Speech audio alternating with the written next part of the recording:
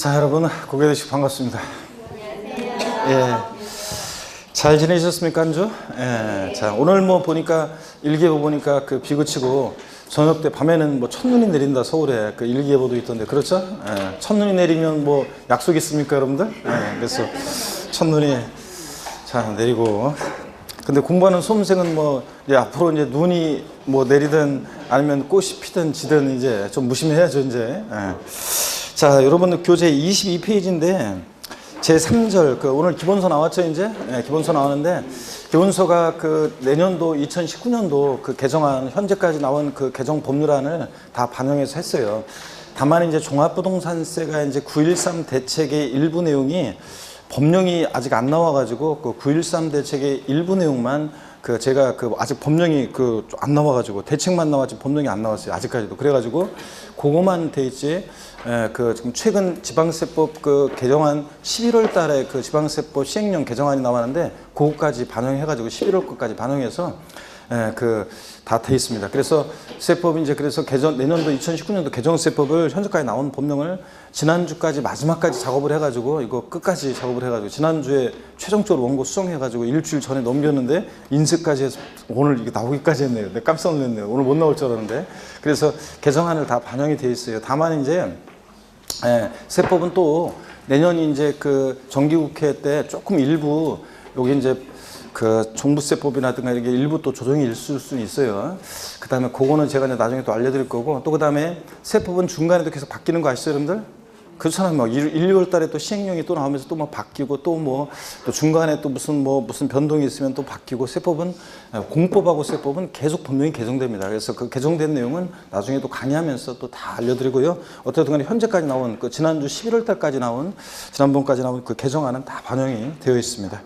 그래서 책 하여튼 뭐 제가 썼고 그래서 혼신의 힘을 다해서 다 그 했습니다. 그래서 혹시 작년도 책 갖고 계신 분은 작년도 그 책 내용보다 100 몇십 페이지가 그 늘어났어요. 그래서 책이 뭐 내용들을 다 보완을 완벽하게 그 시험에 나올 수 있는 내용들을 다 반영이 다 돼 있습니다. 그래서 요거로 이제 우리가 공부를 할 거고요. 22페이지 제 3절 조세부가 원칙인데 요거는 제가 이제 다음 주에 그 취득세 그 강론 들어가 가지고 취득세 할 때 이 조세부가 원칙 요 내용을 제가 시험에서 중요한 내용을 자 알려드리겠습니다.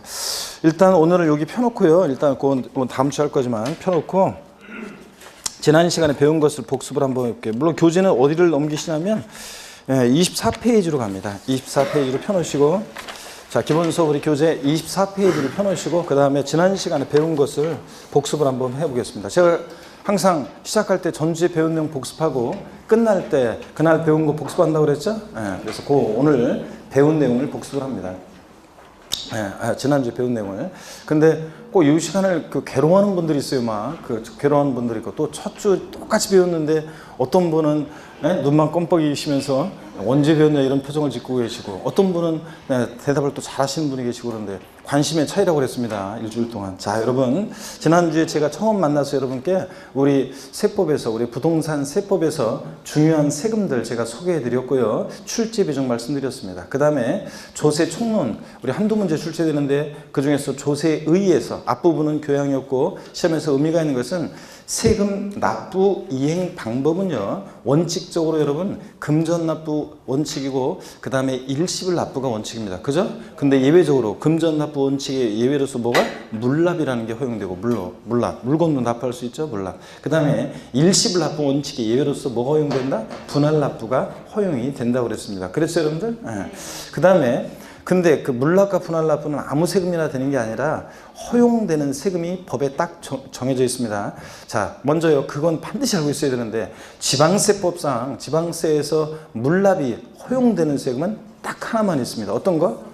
재산세만 허용된다고 그랬죠? 재산세만. 그 다음에 국세에서는 물납 허용되는 세금 또 딱 하나 있습니다. 어떤 거? 상속세. 상속세만 물납이 허용된다고 그랬습니다. 그랬죠, 여러분들? 그 다음에 분할납부, 지방세에서 재산세, 국세에서 종합부동산세, 양도소득세, 또 뭐 법인세, 또 이런 것들 상속증여세 뭐 등등이 허용이 되고 있습니다. 그렇죠, 여러분들? 그럴 때 우리가 주요 5개 세목에 물납, 분할납부 허용 여부요. 그것도 비교표로 정리해 드렸습니다. 그렇죠? 먼저 취득세, 물납 허용되면 O 아니면 X예요. 물납 O예요, X예요. X. 분할납부 X. 등록면허세는 물납 O, X. X고 분할납부 X고 재산세 물납 O, 분할납부 O. 그 다음에 종합부동산세 물납 X, 분할납부 O. 그 다음에 양도소득세 물납 X, 분할납부 O. 이렇게 해서 여러분 종합부동산세하고 양도소득세는 물납은 허용되지 않고 뭐 허용된다? 분할납부만 허용됩니다. 넉넉히 있는 것 같은데 지금? 네? 대단하다. 언제 오셨어요? 오늘 처음? 아, 그렇던지 오늘 처음이어가지고 그냥 자 무슨 얘기하는지 오늘 처음 왔으면 나는 오늘 처음 왔으니까 뭐 이게 아니라 오늘 수업 끝나면 지난주에 배운 거 다시 처음부터 인강 듣고 따라오셔야 됩니다. 다른 과목도 그렇고요. 자, 그 다음에 여러분요 이렇게 배웠고 그 다음에 또 우리 조세 분류를 통해서 주요 우리 세금들의 특징 파악했습니다. 5개요. 시험에서 중요한 취득세부터 양도소득세까지 5개 주요 세목의 공통적인 성격이요. 특징 얘기할 때, 성격 얘기할 때 공통적으로 깔려놓은 밑반찬 습득할 수 있습니다. 제가 여러분 횟집을 간다 안 간다? 간다고 그랬습니다. 어떨 때만 안 간다? 제가 돈 낼 때만 안 간다. 그런 얘기 해드렸죠, 여러분? 네. 자, 그럼 좋습니다. 그러면 제가 설명했어요. 5개 주요 세목의 공통적인 성격. 5개 주요 세목은 직접세입니까? 간접세입니까? 직접세입니다. 납세무자와 세금 부담하는 사람이 뭐에? 일치합니다. 일치하고. 근데 그러니까 우리 시험에서 관계된 주요 세금들은 다 직접세인데 납세무자가 세금 부담을 다른 사람에게 전가시킬 것을 예상하고 있는 세금을 우리가 뭐라고 한다? 에? 아니 그런 세금을 뭐라고 하냐고 이름을 간접세라고 하고 간접세. 그래서 간접세의 대표적인 예로 제가 뭘 들어드렸냐면 부가가치세를 예로 들었습니다. 그래서 부가가치세 같은 세금은 사업자가 납세무자인데 세금 부담은 공급받는 사람한테 받아서 내니까 납세무자는 사업자인데 세금 부담은 공급받는 사람이 있잖아요. 그러니까 납세무자와 담세자가 세금 부담하는 자가 일치 불일치? 불일치하는 세금 이런 걸 뭐라고 한다? 간접세. 근데 우리 시험에 관계된 주요 5개 세목 다 직접세입니다. 또 5개 주요 세목은요 보통세예요 아니면 목적세예요? 보통세입니다. 사용 목적이 특정되어 있지 않고 국가나 자체의 일반적인 운영 경비에 충당합니다. 그죠? 근데 사용 목적이 딱 특정되어 있는 세금을 우리가 뭐라고 한다? 목적세. 목적세 5가지요. 머리글 짧다서 우리가 어떻게 외웠습니까? 교교농 찌찌. 교 뭡니까? 교육세. 교통에너지환경세. 농어촌 특별세. 지방세 목적세 찌찌에서 지 뭡니까? 지역자원시설세. 그리고 지방교육세. 지역자원시설세, 지방교육세는 지방세 중 목적세고요. 지자로 이름 시작한 4가지 중에서. 그 다음에 5개 주요 세목은 종량세입니까? 종가세입니까? 종가세입니다. 가액과 금액에 따라서 세금 계산되는 종가세고 종가세일 때는 세율이 정액세율 정도예요? 정률세율 정도예요? 정률세율이 정된다고 그랬습니다. 정률세율이. 자, 그 다음에 정률세율 정되고 그 다음에 또요. 종량세, 양에 따라 세금 계산되는 종량세는 등록면허세에서 일부 말소등기, 변경등기가 자 건당 6,000원 이렇게 계산된다고 그랬죠? 건수가 가세 주니까 양이죠? 종량세. 6,000원 금액이 적용되니까 정액세율 적용된다 이랬습니다. 그래서 등록면허세 같은 애들이 종량세, 정액세율 적용되고 나머지 주요 세금들은 다 종가세고 정률세율 일정한 비율로 정률세율이 적용됩니다. 그래서 5개 주요 세목은 다 직접세고 보통세고 독립세고 종가세, 정률세율이 적용된다 이렇게 외웠죠? 그 다음에 또요 과세 주체에 따라서 국세, 지방세 분류할 때 우리 지방세는 과세 주체를 세분화해서 알아두셔야 되는데 취득세, 과세 주체, 과세권자는 누굽니까? 특광도. 물론 특별자치도나 특별자치시는 11개 지방세 세금에 다 과세 주체가 되니까 뭐 취득세, 특광도, 특별자치도, 특별자치시. 길으니까 특별자치도나 특별자치시는 빼고 취득세 어떻게 기억한다? 특광도. 과세권자는 특별시장, 광역시장, 도지사, 특광도. 등록면허세는 구도. 자, 재산세는 시군구. 이런 거 했죠. 이 정도만 오늘 안 하셔도, 이번 수는 안 하셔도 되지만, 지자로 이름 시작하는 지방세 4가지 중에서 지방소득세라는 애만 특광 시군이고, 나머지 지자로 이름 시작하는 애들은 특광 도세라고 그랬습니다. 요까지는 다시 요건 모르더라도 취득세, 특광도, 등록면허세, 구도, 재산세, 시군구. 대답하시면서 지금 소리를 내면서 외우셔야죠, 여러분들. 예. 자, 그 다음에 우리 또요, 지난 시간에 그래서 이런 것들을 배웠는데, 우리 또 뭘 했냐면 그 부가세 있잖아요. 부가세 국세 세목 중에서 독립한 세, 우리 시험에 강의 때 5개 세목은 다 독립세인데 이 독립한 세금에 부가해서 받는 세금을 부가세라고 했는데 바늘과 실처럼 국세 중에서 부가세목이 있습니다. 교육세하고 또 뭐 있어요? 농어촌 특별세, 교육세, 농어촌 특별세. 지방세 중에서 부가세가 있는데 뭐가 있습니까? 지방교육세. 그래서 농특세 나왔다. 뉘집자식이냐? 뉘집자식입니까? 농특세는 족보? 국세고, 목적세고, 부가세고. 지방교육세는 뉘집자식이다. 지방세고, 목적세고, 부가세고요. 그랬잖아요, 여러분들. 그래서 뉘집자식이냐? 농특세 나왔다. 항상 조세 총론에서는 반사적으로 국세고, 목적세고, 부가세고. 지방교육세 나왔다. 뉘집자식이냐? 지방세고, 목적세고, 부가세입니다, 여러분. 소리를 내서 외우셔야지. 언제 외우려고 여러분들 수업 시간에 자꾸 까먹었으면 다시 상기해서 기억하려고 노력을 하셔야 됩니다. 그 다음에 부동산 우리 세법이잖아요. 부동산 취득과 보유 양도시부가 되는 세금에서 부동산 취득시부가 되는 대표적인 세금 취득세, 등록면허세. 자, 보유시부가 되는 세금 어떤 거? 재산세. 그리고 친구 누구? 지역자원시설세, 특정부동산분. 특정부동산에 대한 지역자원시설세. 그래서 특정부동산분 지역자원시설세는 소방시설 같은 공동시설을 유지관리할 목적으로 특정부동산 보유시부가 되고, 그래서 제가 재산세 친구라고 얘기 안 했나요? 물납, 분할납부만 안 따라다니지 재산세 나와 있는 곳이면 항상 누가 같이 나와 있다고 웬만하면 지역자원시설세, 특정부동산 이게 항상 같이 나온다고 그랬잖아요. 그랬죠? 그 다음에 자, 재산세, 그래서 보유시부가 되는 보유세, 재산세, 지역자원시설세, 특정부동산분, 그리고 종합부동산세. 이 세 개 세목 보유세, 세 가지는 상식처럼 알고 써야 돼요. 그 다음에 양도시부가 되는 세금 어떤 거? 양도소득세. 자, 부동산 취득과 양도 과정에서 부과되는 세금을 우리가 뭐라고 하냐? 유통과세.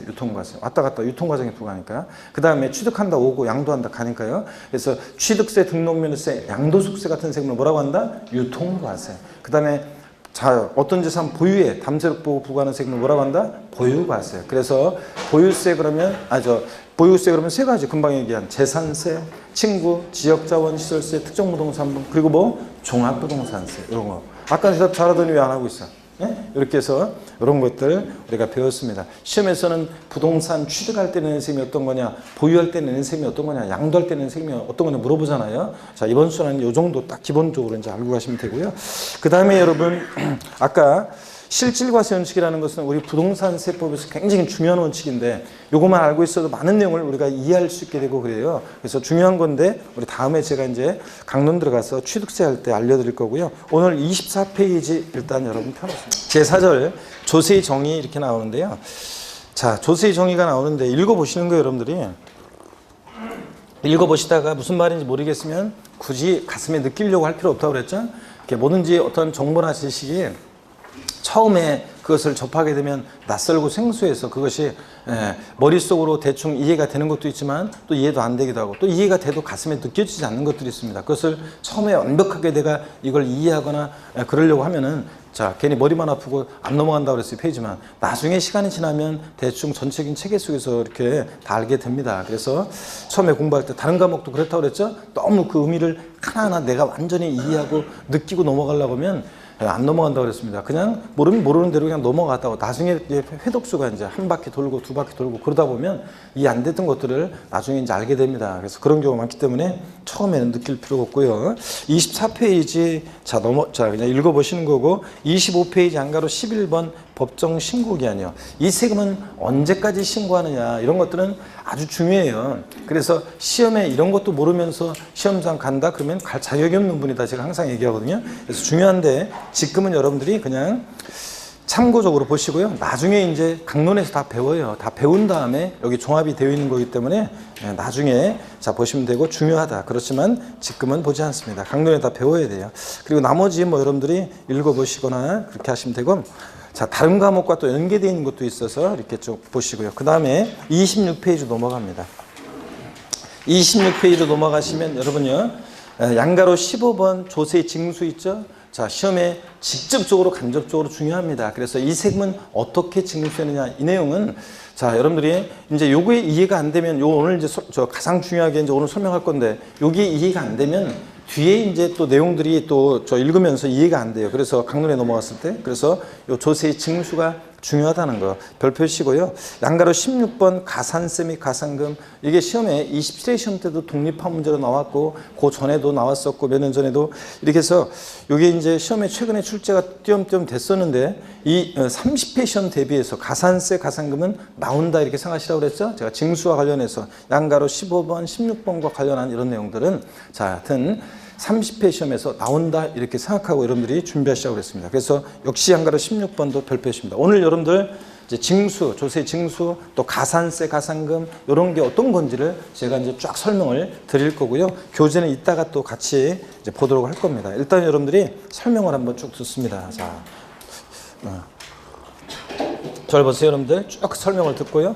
그 다음에 제가 그 개인 그 다음 카페 소개해드렸었고 그 다음 카페에서 조세 총론 여러분들이 지금 지난주 배운 내용, 이번 주에 배울 내용, 자 오늘 배우는 내용, 요거 이제 조세 총론 부분은 다 핵심 요약 정리가 올라가 있어서 그거 여러분들이 다운받아서 보시면 되겠습니다. 그러면 거기에 다 이제 제가 지난주에 강의한 내용, 이번 주에 강의한 내용 다 들어있습니다. 제가 지난주 소개해드렸잖아요.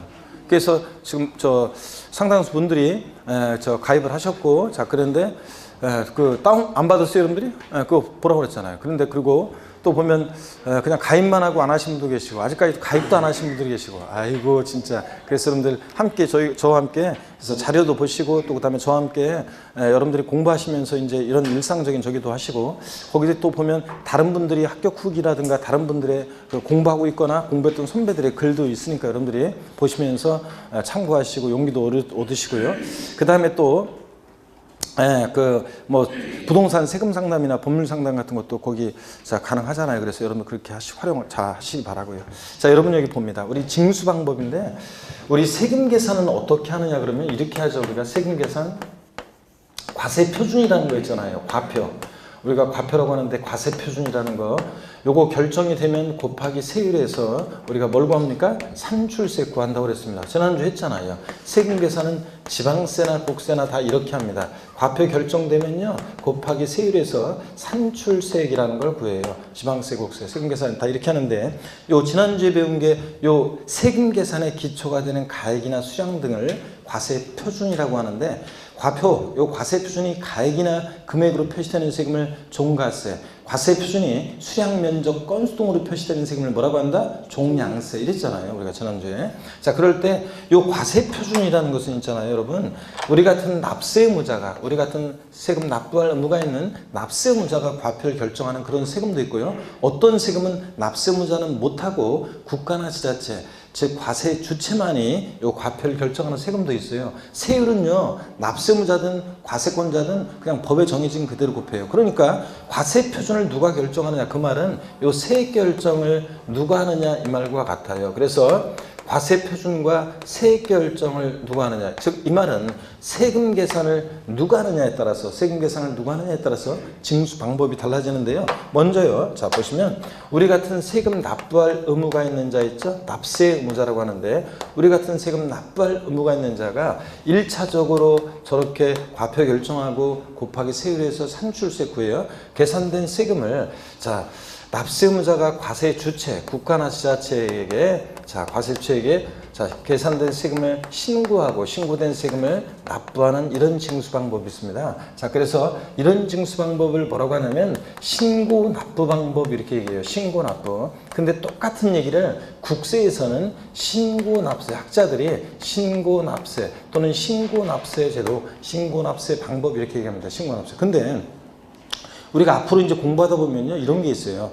똑같은 얘기인데 지방세하고 국세에서 용어를 달리하는 경우가 있습니다. 왜 그렇게 하냐면 지방세와 국세를 구별하기 위해서 그런 경우가 있는데 이거 학자들이 이렇게 신고납부 지방세에서는 국세에서는 신고납세 이렇게 얘기하는데 법령상으로는 다 신고납부 방법이에요. 자 다시요. 신고납부 방법이라는 것은 세금을 1차적으로 누가 계산한다? 납세의무자가 계산된 세금을 과세주체에게 신고하고 납부하는 방식 이런 징수 방법을 뭐라고 한다? 신고납부 방법 이렇게 얘기합니다. 자 이거 똑같이 다 오늘 처음 배우는 거예요. 이거 다 신고납부 방법. 그 다음에 또 어떤 세금은 과세 주체가요. 국가나 지자체 과세 주체 세무공무원이 과세 주체 세무공무원이 세금 계산해서요 납세 의무자에게 납세 의무자에게 저렇게 계산된 세금을 납세 고지서를요. 납세 고지서를 발부해서 징수하는 방식이 있습니다. 이런 징수 방법을 뭐라고 하냐면 보통징수 방법 이렇게 얘기합니다. 보통징수 방법. 자, 그리고 똑같은 얘기를 국세에서는요 뭐라고 하냐면 정부에서 세금 계산해서 부과한다고 그래서 정부 부과과세 또는 부과과세 방법 이렇게 얘기합니다. 지방세에서는 보통징수, 국세에서 뭐라고 한다? 정부 부과과세 이렇게 얘기합니다.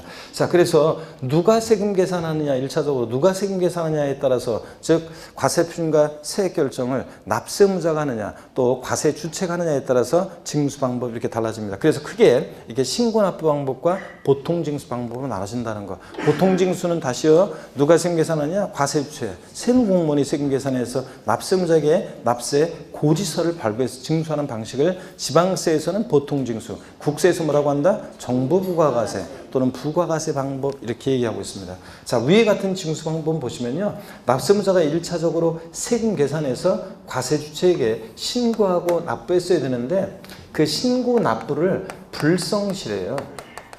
자, 신고 납부를 불성실해. 그러면 어떤 제재를 받는다? 어떤 제재를 받는다?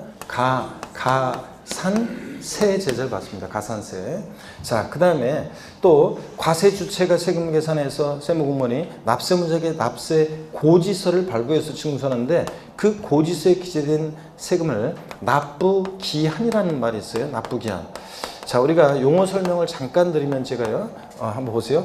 지울 건데 금방 별건 아니고 한번 보세요. 기간이라는 말이 있어요. 기간은 어떤 특정 시점에서 특정 시점까지 쭉 이렇게 있죠. 연속된 우리가 시간을 기간이라고 합니다.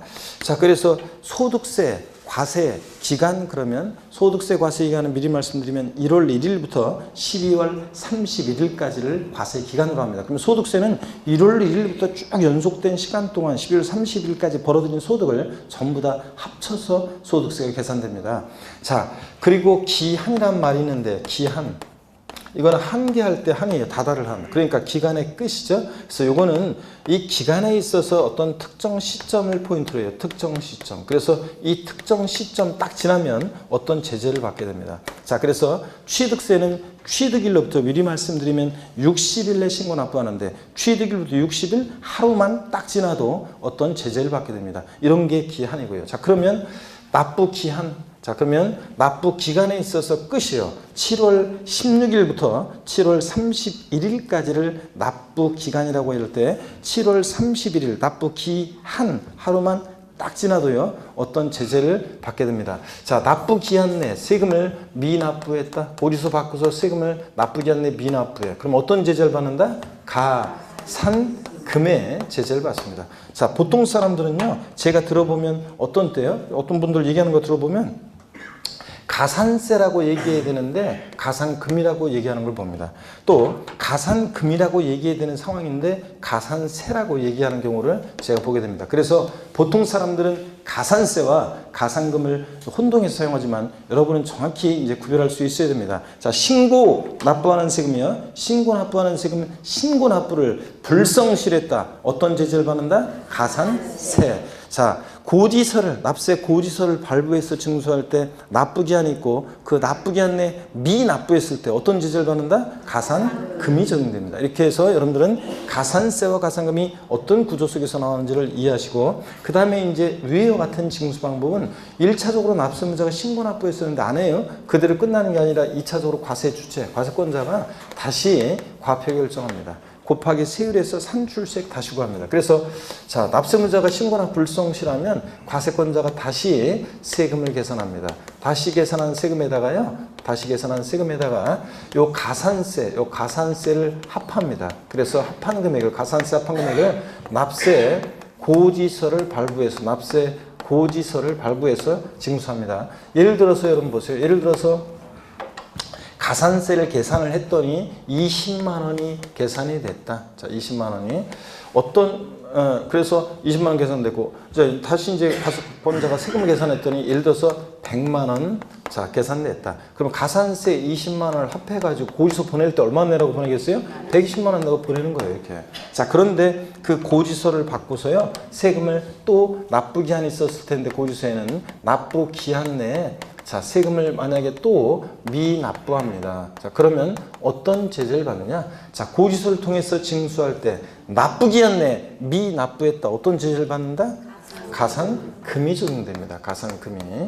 자, 이렇게 해서 여러분들 원칙적으로 이렇게 신고 납부를 합니다. 자, 그런데 고지서를 통해서 이렇게 징수가 되니까, 자, 보세요. 어떤 세금들은 이렇게 원칙적으로 신고 납부합니다. 납세무자가 원칙적으로 이렇게 세금 계산에서 신고 납부를 하는데, 신고 납부를 불성시하면 가산세 적용되고, 가산세부터는 과세권자가 다시 세금 계산해서 납세 고지서를 발부해서 징수해요. 과세권자가 세금 계산해서 납세 고지서를 발부해서 징수하는 방식을 아까 뭐라고 그랬어요? 보통징수. 그러니까 예외적으로요. 예외적으로 이렇게 보통징수 방법으로, 자, 예외적으로 이렇게 보통징수 방법으로도 징수할 수 있고, 가산세가 적용되지만 이렇게 가산금도 적용될 수 있는 그런 세금들이 있습니다. 근데 또요, 여러분, 결론부터 말씀드리면, 요 가산세에는 있죠? 여기 이 가산세에는 가산금을 포함하지 않습니다. 가산세에는 가산금을 포함하지 않는다, 여러분. 자, 그러면 잘 보세요. 지금 순서상 이 뒤에 나온 가산금이 있잖아요. 어떻게 저 앞에 순서상 가산세에 포함될 수 있겠습니까? 당연하죠. 가산세에는 가산금을 포함하지 아니한다. 옛날 시험에 예전에 가산세에는 가산세에는 가산금을 포함한다. O, X요. X입니다. 가산세에는 가산금을 포함하지 않습니다. 근데 여기 보세요. 근데 요 가산금의 기초가 되는 요 가액에는 가산세가 포함될 수도 있습니다. 여기 보세요. 고지서 120만 원 내라고 고지서가 날라왔는데 세금을 미납부하면, 미리 말씀드리면 여기에 120만 원에 3%의 가산금이 붙어요. 그러니까 가산금의 기초가 되는 가액에는 가산세가 포함될 수도 있습니다. 그렇지만 가산세에는 가산금을 포함하지 않고요. 자, 이렇게 원칙 신고 납부하는데 예외적으로 보통징수 방법으로도 징수할 수 있는 그런 지방세가 있습니다. 자, 그 징수의 예를 반드시 이제 아셔야 되는데, 어떤 게 신고 납부 원칙으로 하는 지방세인지를 아셔야 되는데, 취득세예요. 그 다음에 등록면허세예요. 취득세, 등록면허세, 얘네들이에요. 자, 얘네들은 신고 납부를 원칙으로 합니다. 그 다음에 자, 지자로 이름이 시작하는 지방세 4가지도 그런데 이번 순환에서는 하나만 기억합니다. 우리가 지역자원시설세, 지난주에 찌찌 목적세로 배웠잖아요. 보세요. 지역 간의 균형 발전이나 수자원 보호 등과 소방시설 같은 공동시설 유지 관련 목적으로 부과되는 그런 지방세인데, 특히 지역자원시설세는 특정 자원에 대한 것과 특정 부동산에 대한 것으로 나눠져서 특정 자원에 대한 요 지역자원시설세 있죠? 특정 자원분 지역자원시설세, 얘는 신고 납부합니다. 그 외에도 더 있지만 오늘은 이렇게 딱 3가지만 알고 갑니다. 취득세, 등록면허세, 지자로 이름 시작하는 4가지 중에서 지역자원시설세, 특정 자원분 등등, 얘네들이 뭐한다? 신고 납부를 원칙으로 하는 지방세다, 이렇게. 아시겠습니까, 여러분? 이 정도 3개 하시고요. 그 다음에 자, 과세 주체가 세금 계산에서 납세무자에게 납세 고지서를 발부해서 징수할 때 납부기한 내 미납부하면 가산금 적용되는 그런 지방세가 있습니다. 보통 징수하는 지방세가 있는데 어떤 게 그러냐면 재산세예요, 여러분. 재산세는 대표적으로 납세 고지서 여러분 집으로 날라오죠. 그 다음에 또 재산세 나오면 항상 친구 누구요? 지역자원시설세 특정 부동산에 대한 것.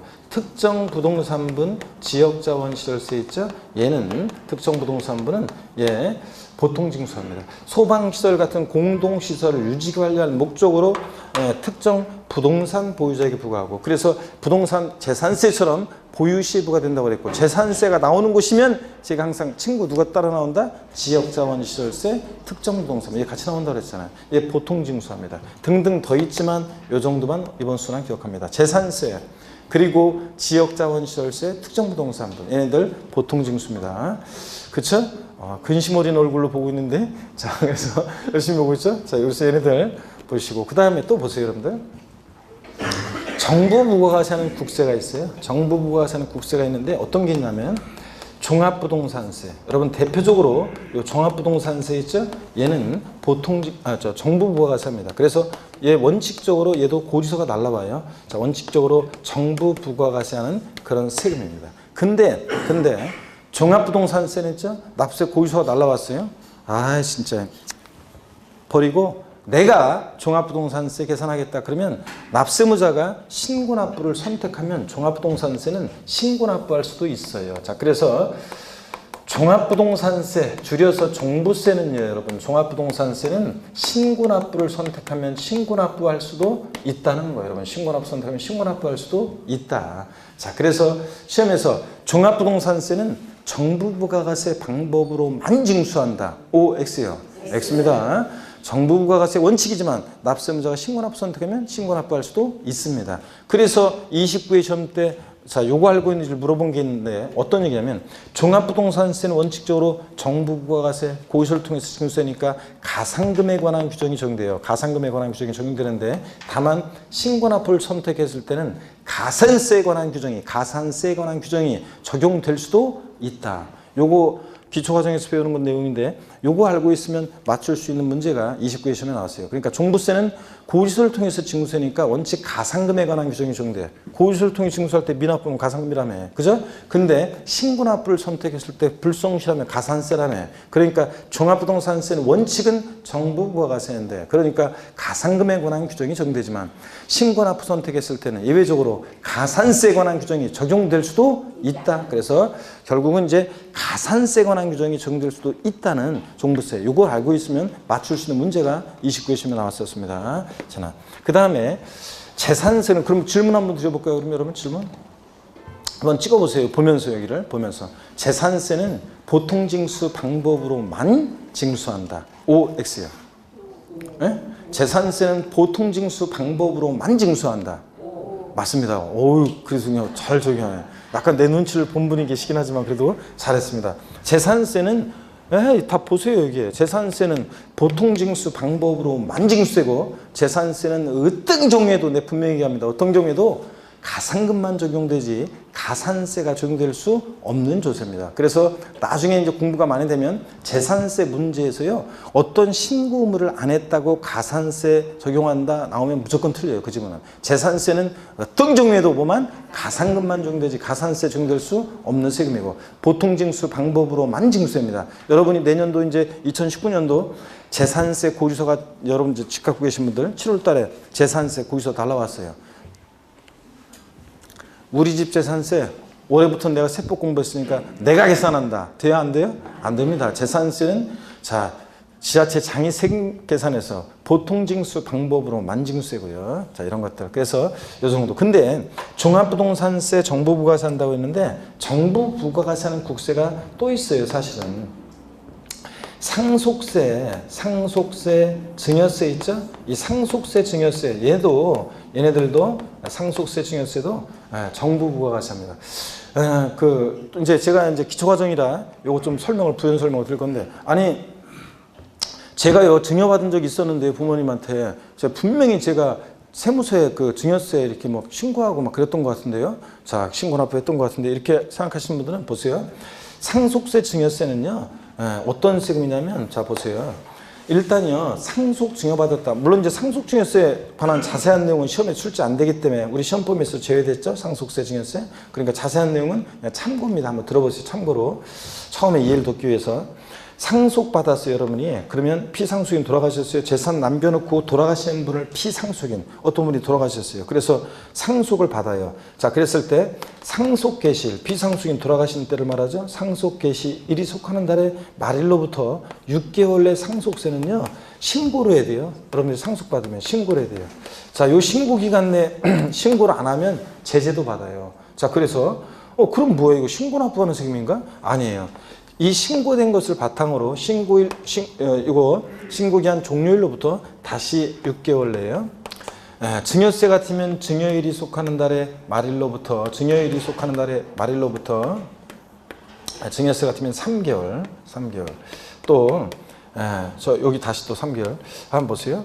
이게 이제 이 신고기한 종료일부터 다시 이 기간 동안에요. 신고된 것을 바탕으로 해서 최종적인 세액 결정을 누가 하느냐? 최종적인 세액 결정은 정부에서 해요. 최종적인 세액 결정을 정부에서. 그래서 상속증여세는 최종적인 세액 결정을 정부에서 하기 때문에 뭐다? 정부 부가세는 조시다 이렇게 얘기합니다. 그러면 애초에 그러면 그냥 뭐하러 귀찮게 신고하라고 하고 또 자기가 또 세금계산해? 그럴 바에는 처음에 그냥 상속세, 증여세를 애초에 세무서에서 세금계산은 나한테 내라고 그냥 거기서 보내주면 되지. 자, 그럼 보세요, 여러분. 뭐 가능한 일인지 불가능한 일인지 한번 생각해 보세요. 제가 들려주는 얘기. 광명시에요. 어떤 분이 돌아가셨어요. 광명 세무서에서 있죠. 자, 그 세무공무원이 이제 딱 그 돌아가셨다는 소식을 딱 어디선가 관계기관으로부터 누가 사망했음 딱 정보를 얻어가지고요. 돌아가신 분 장례식장에 나타나가지고 그때부터 있잖아요. 돌아가신 분이 남겨놓고 가신 재산 싹 다 조사하고, 그분이 누구한테 돈 받을 거 있으면 채권 다 조사하고, 누구한테 또 줄 게 있으면 그 줄 거 싹 다 조사하고, 일일이 그냥 막 다 그냥 광고하고 막 이러면 돌아다니면서 다 누구한테 받을 게 있는지 뭘 게 있는지 돌아다니면서 해가지고 그분이 남겨놓고 가신 재산가액에서 채무 빼고, 그 다음에 장례비 공제 무슨 뭐 이런 거 일괄 공제 뭐 이런 거 다 공제하고, 그래서 상속세 계산해가지고 고지서를 통해서 징수한다. 가능한 일이 불가능한 일이에요. 어떤 분 지난주에 어떤 분은 아이고 진짜 어떻게 가능해? 그게 세무공무원 몇 명이나 여기 세무서에 몇 명이나 된다고 그 사람이 한 사람의 일생을 다 추적하면서 돌아다니면서 그걸 어떻게 재산을 다 조사해, 여러분들. 그러니까 일단은 신고된 것을 바탕으로 제대로 신고했는지 그런 것에 대해서는 이제 세무서에 나중에 최종적으로 이제 확정하는 거예요. 결정하는 거예요. 그래서 처음에 일단 신고하도록 하고 있지만 최종적인 세액 결정은 정부에서 하는 거고, 또 증여세 같은 것도 그래요. 자, 부모님이 예를 들어서 있죠. 5남매, 7남매 중에서 막내 아들을 조용히 불러가지고, 야, 형이나 누나들한테 절대 얘기하지 말고 내가 너한테만 몰래 광명시에 있는 그 집 있잖아, 너한테 줄게. 너 절대 다른 사람, 아니면 뭐 집에 있는 예를 들어서 뭐 현금이든 뭐든 하여튼 다른 형들은 절대 모르게 내가 너 요거 주는 거니까 저 통장에 네가 갖고 가. 그래서 줍니다. 그러면 세무서에서 그런 거를, 아니 형제들도 모르는데 그걸 세무서에서 어떻게 알아 처음에. 당연히 그러니까 일단 신고하도록 하고, 신고된 것을 바탕으로 해서 최종적인 세액 결정을 정부에서 하는 겁니다. 그래서 정부 부과하는 세금입니다. 이해되십니까, 여러분? 그러면은 애초에 그러면 신고에 의해서 취득세나 다른 세금처럼 신고에 의해서 확정되도록 하면 되는 거지. 왜 최종적인 세액 결정, 그러면 신고에 의해서 확정되도록 하면 되잖아요. 그런데 우리가 취득세 같은 거 뭘 산 물건이 딱 있어요. 근데 또 소득세 같은 것은 소득이 딱 있어요. 그래서 그 세무서에서 그런 거 일단 재산 가액이나 뭐 평가나 이런 것들을 하기가 좋아요. 그래서 나중에 이렇게 적발하기가 쉬운데, 어떤 분이 돌아가셨어요. 그래서 아버님 이제 돌아가셨는데 아버님 친구분이 문상 왔어요. 야, 친구야, 우리 그냥 오래오래 건강하게 살자고 하더니 너 먼저 이렇게 허망하게 가냐, 그러면서 막 이제 친구분이 와가지고 문상하면 슬퍼합니다. 문상 다 끝나면 이제 조용히 불러가지고, 저희 아버지가요 평상시에 제일 친한 친구이라고 하셨는데 돌아가시기 전에, 자, 지금 10억 재산 남겨놓고 돌아가셨는데 5억 재산 빚진 거로, 친구분한테 빚진 거로 좀 도와주세요. 그래가지고 차용증 써가지고 뭐 해가지고 만들어내가지고, 자, 상속재산가액 남겨놓고 하시는 상속재산가액 10억, 채무 5억, 뭐 그 다음에 일괄공제, 자녀들은 묻지도 따지도 않고 자녀들은 일괄공제 5억은 상속공제 받을 수 있어요. 5억 빼니까 과세표준 빵. 세금 낼 거 없잖아요. 이렇게 이제 한단 말이죠. 그래서 다른 것과 달리 이런 것들은 신고해서 확정하도록 할 수가 없어요. 자, 그래서 일단 신고된 것을 바탕으로 최종적인 세액 결정은 하여튼 그런 이유 때문에 정부에서 한다. 결론만 알면 돼요. 이거는 이제 여러분들이 그냥 배경적인 거로 소개하는 거고, 이거는 시험에 나오는 게 아니니까 이제 참고적으로. 자, 최종적인 결론만. 자, 상속세, 증여세도 뭐 한다? 정부 부과가세하는 세금이다. 이렇게 이제 기억만 하면 돼요. 자, 그 다음에 더 있지만 요 정도요. 그 다음에 종합부동산세, 상속세, 증여세 빼놓고 나머지 주요 세금들은요, 국세는요, 소득세, 양도소득세 포함한 소득세, 법인세, 부가가치세 등등 해가지고 웬만한 국세는 다 신고주의를 원칙으로 합니다. 자, 그래서 소득세, 법인세, 부가세 등등 신고 납부합니다. 웬만한 국세는. 종부세, 상속세, 증여세 등을 빼놓고 그렇다. 자, 그래서 이 내용을 반드시 여러분들이 머릿속에 이제 기억하셔야 되는데, 다시요. 신고 납부 방법이라는 것은 납세무자가 세금 계산해서 계산된 세금을 과세유치에게 신고하고 납부합니다. 그 신고 납부를 불성실했다. 어떤 제재를 받는다? 가산세가 적용되고, 가산세부터는 과세권자가 다시 계산한 세금에다가 합해가지고 납세 고지서를 발부해서 징수합니다. 그 고지서를 받고서 세금을 또 미납부했다. 어떤 제재를 받는다? 가산금이 적용됩니다. 이렇게. 그 다음에 보통징수나 정부과세 방법은, 자, 과세권자, 세무공무원이 세금 계산해서 납세무자에게 납세 고지서를 발부해서 징수하는데, 그 고지서에 기재된 납부기 한내 세금을 미납부했다. 어떤 제재를 받는다? 가산금이 적용되고. 자, 그 다음에 이제 이렇게 보통징수하는 지방세가 있는데, 재산세, 층구, 지역자원시설세, 특정부동산분, 그리고 정부과세는 국세 어떤 거? 종합부동산세, 상속세, 증여세. 자, 종부세는 원칙은 정부과세인데 납세무자 고지서 시퉁해버리고 뭐 할 수 있다? 신고납부 선택하면 신고납부할 수도 있다. 자, 그래서 신고납부와 원칙으로 하는 지방세는 취득세, 등록면허세, 또 지자로 이름 시작했는데 네 가지가 그런데 오늘 하나만, 지역자원시설세, 특정자원분, 요거 신고납부고, 지역자원시설세, 특정부동산분은 보통징수고, 특정자원분, 지역자원시설세는 신고납부하고, 국세는 자, 종부세, 상속세, 증여세 빼놓고 웬만한 국세는 자, 소득세, 법인세, 부가세 등등 뭐 한다? 신고 납부를 원칙으로 한다. 아셨죠? 소득세, 법인세, 부가세. 교재 보겠습니다. 26페이지 보니까요. 양가로 15 조세의 징수입니다. 신고납부요. 국세에서는 신고납세라고 하는데 의의 봅니다. 신고납부란 누가요? 납세무자가 그 납부할 조세, 과세금과 세액을 신고하고 그 신고한 세금을 납부하는 것을 말한다. 앞으로 이제 공부하다 보면 핵심적인 그 키워드에는 제가 이제 다 색깔이 틀리게 돼 있어요, 여러분들. 자, 앞으로 이제 책 뒤에 다 보면. 자, 그 다음에 중요한 것은 이거예요. 신고납부를 원칙으로 하는 세금이 어떤 거냐를 아는 게 포인트예요. 먼저 취득세, 그 다음에 등록면허세. 반드시 알고 있어야죠. 취득세, 등록면허세. 그리고 지자로 이름 시작해야 네 가지가 그런데 오늘은 하나만 기억합니다. 지역자원시설세, 특정자원분요. 얘네들 정도만 오늘 일단 기억합니다.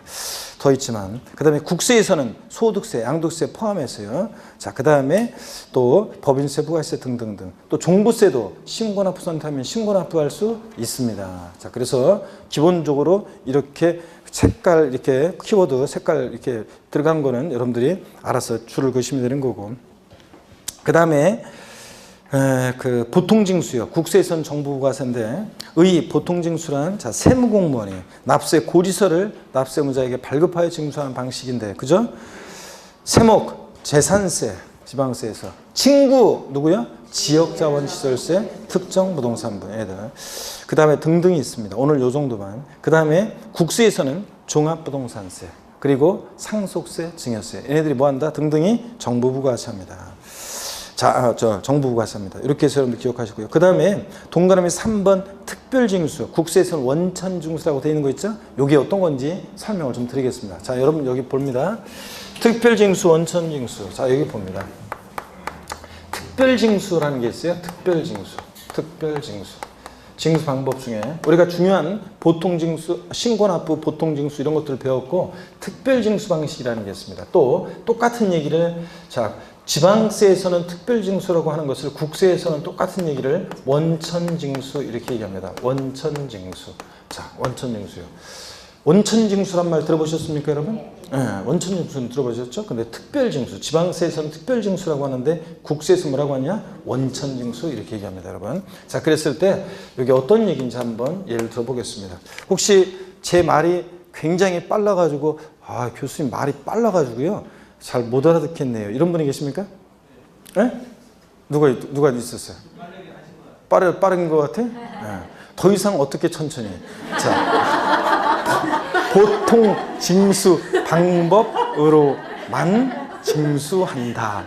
이게 제가 지금 여러분 요 정도인데 빠르다 만약에 느끼면은, 근데 농담할 때는 보면 다 알아들으셔. 이렇게 아니, 농담할 때는 다 이렇게 알아듣는데 강의 내용할 때는 빠르다고 느끼는 것은 왜 그러냐면, 제 말이 원래 약간 그 강의할 때는 원래 평상시엔 느려요. 원래 제가 강의할 때는 좀 빠르게 이렇게 느껴지는 게 있는데 원래는 그 제가 들을 때는 강의는 좀 속도감 있게 들어야 돼요.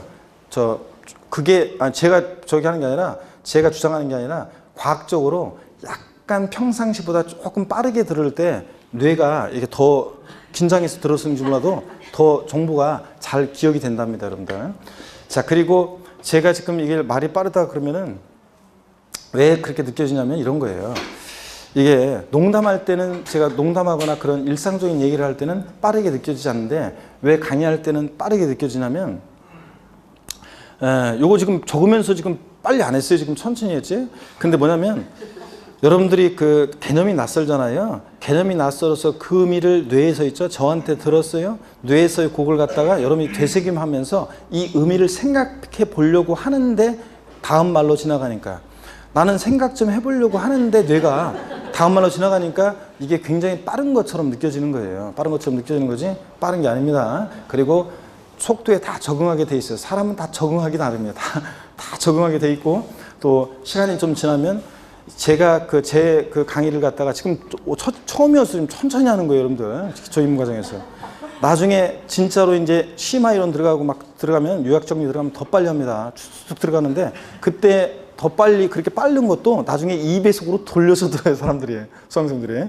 더 빠르게 내가 한 걸 더 빠르게 듣는다고. 1.5배에서 2배속으로 해서 툭 하면서 막 듣는다 말이에요. 그렇게 되기까지 이제 적응 시간이 필요하고, 이제 그런데 다 적응이 됩니다. 아니, 그때 적응되는 게 아니라 한 몇 주 지나면 다 이제 슬슬 적응이 됩니다.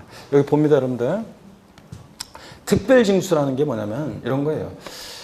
자, 그 다음에 특별징수라는 것은, 그리고 그 키워드가 되는 그 중요한 말 하거나 그 할 때는 계속 반복하면서, 그 말을 반복하면서 그 말할 때는 천천히 가요. 근데 책 읽을 때는 설명한 내용을, 책을 보는 거니까 읽는 것처럼 확인하는 거잖아요. 그러니까 빨리 읽는단 말이에요, 책 같은 것은. 여러분들이 항상 그 습관을 이제 저랑 같이 연습을 하셔야 돼요. 이 책을 문제를 볼 때 빨리 문제를 읽는 거예요. 빨리빨리 읽고 빨리빨리 캐치하는 이런 연습을 계속 트레이닝을 하셔야 돼요. 배웠어요. 그러면 책을 볼 때는 그 배운 내용 확인하는 거니까 빨리빨리 보는 연습이에요.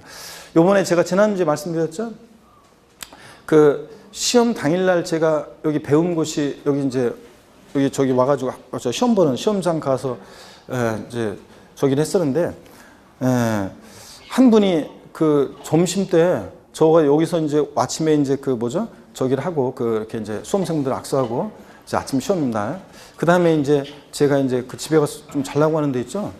자는데 갑자기 전화가 왔어요. 전화가 와요. 근데 딱 보니까 그 이제 인천에서 50대 수강생분이신데 막 울면서 전화가 왔어요. 그래서 1차 끝나고요. 1차 시험 끝나고 바로 막 나는 2차를 왜 2차를 봐야 되는데 왜 전화했나 그래서 그래 전화 받았더니 그분이 막 울면서 전화하셨어요. 지난주에 말씀드렸잖아요. 문제 푸는 속도가 느리셔가지고 시간 한 배를 잘못하셔가지고, 민법이 좀 어렵게 까다롭게 출제되다 보니까 민법 풀다가 그 시간 한 배 못하셔가지고 그 늦게 풀어가지고 그분, 아이고 그 감독관이 문제죠. 감독관이 융통성이라고는 하나도 일도 없는 사람이죠.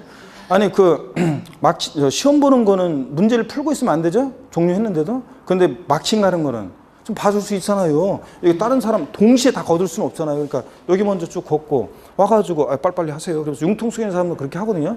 저 빨리 하세요. 그러면서 다른 데 이렇게 걷고 와가지고 여기 이렇게 마지막으로 거둘 수도 있잖아요. 하나 더 마킹하라고. 마킹하는 거니까. 근데 그냥 뭐 경고합니다 막 이래가지고 뭐 해가지고 그냥 주었대요. 그래서 그냥 울고 막 그래가지고 그냥 그분 들었었는데, 청와대 항의하고 게시판에 올린다 이렇게 하시는데, 대통령도 어떻게 해줄 수 없는 문제예요, 이런 거는. 자, 그래서 다만 융통성이 없는 감독관이었다. 그리고 시간 안배를 잘못하셨다. 이제 이건데, 하여튼 문제 푸는 속도를 여러분들 빨리빨리 보시고 이렇게 해야 돼요. 다 적응이 돼요, 여러분들은. 자, 근로소득세를 한번 예를 들어볼게요, 여러분. 근로소득세. 근소세 있잖아요. 근로소득세. 이 근로소득세는 여러분요, 예전에는 근로소득이 발생한 지역에 따라서 갑종과 을종으로 구별했어요. 그래가지고 국내에서 근로소득이 발생했다? 그러면 갑종근로소득세. 줄여서 여러분 뭐라고 그랬어요? 갑근세. 그랬잖아요. 그 갑종근로소득세 줄임말이에요. 지금은 글로벌한 시대이기 때문에 갑종과 을종에 대한 구별을 없앴습니다. 자, 그냥 근소세예요. 여러분 근로소득세요. 근로소득세. 자, 얘 근소세. 누가 납세무자냐? 납세무자는 누굽니까? 근로자죠? 근로자. 직장인. 자, 근로자입니다. 어떻든 간에 직장인, 근로자. 근데, 자, 징수에 편의가 있는 자에게 근로소득세는 징수 의무를 부여한 자가 있어요. 징수 의무를 누구한테 부여했냐면 사업주예요. 그래서 사업주가 애초에 소득 지급할 때, 월급 줄 때 애초에 세금 떼고 주잖아요. 이렇게 보세요.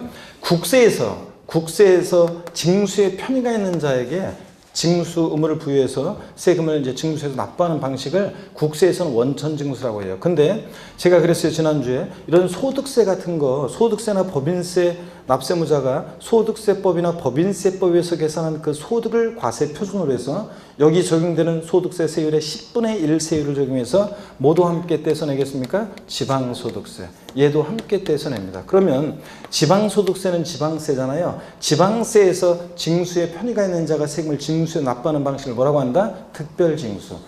국세에서 뭐라고 한다? 원천징수. 이렇게 얘기합니다. 여러분들이 뭐 은행에다가 예금해 놓으면 이자 소득 발생하고 이자 소득에 대한 소득세를 애초에 은행에서 여러분께 이자 소득 지급하면서 애초에 세금 떼고 주잖아요. 원천징수. 자, 이런 거. 자, 교재 봅니다. 한번 읽어보고. 자, 3번이요. 특별징수, 국세에서 원천징수. 의 특별징수란 지방세를 징수할 때 편의상 징수할 여건이 좋은 자로 하여금 징수하게 하고 그 징수한 세금을 납부하게 하는 것을 말한다. 그렇죠? 예. 세목이요. 등록에 대한 등록면허세 밑줄입니다. 여러분, 나중에 뭐 중요한 건 아니고요. 이거 등록에 대한 등록면허세요. 특허청에 특허 출원했을 때,